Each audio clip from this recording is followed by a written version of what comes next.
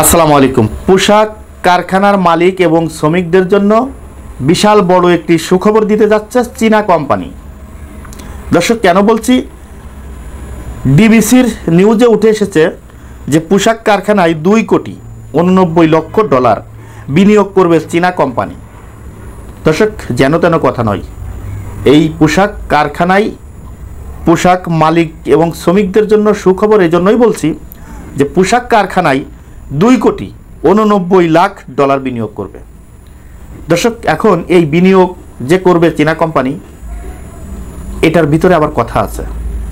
এই বাংলাদেশের পোশাক কারখানার মালিক এবং শ্রমিকরা সবাই মিলেমিশে যদি সুন্দর শৃঙ্খলাভাবে যদি পোশাক তৈরি কাজে নিয়োজিত থাকে, তাহলেই কেবল এরকম চীনা কোম্পানির মতো বহু রাষ্ট্র, বহু দেশ আমাদের দেশের সাথে বিনিয়োগ করতে কিন্তু প্রস্তুত রয়েছে। তা আমাদের একটাই সমস্যা যে পোশাক কারখানার মালিক আর শ্রমিকরাই এক না। এর কারণ হিসেবে বলছি যে পোশাক মালিকরা শ্রমিকদেরকে সবসময় চাপের মুখে রাখতে চাই। আপনি কাজের দিকতে বলেন, বেতনের দিকতে বলেন, যে দিকতেই বলেন না কেন। এজন্য যদি কোনো বাংলাদেশের শ্রমিক আন্দোলন না হয়, শ্রমিক যদি অসন্তুষ্ট না হয়, তাহলে বিভিন্ন রাষ্ট্র থেকে বিনিয়োগ করবে, বাংলাদেশ আস্তে আস্তে কিন্তু উন্নতির দিকে যাবে। এই জন্যই বলছি যে পোশাক মালিক এবং শ্রমিকদের জন্য বিশাল একটি বড় সুখবর নিয়ে আসছে চীনা কোম্পানি। দর্শক, আজ এই পর্যন্তই। পরবর্তী ভিডিও দেখার অনুরোধ জানিয়ে এখানে বিদায় নিচ্ছি। আমি মোহাম্মদ মিতুল হোসেন। আসসালামু আলাইকুম ওয়া রাহমাতুল্লাহি ওয়া বারাকাতুহু।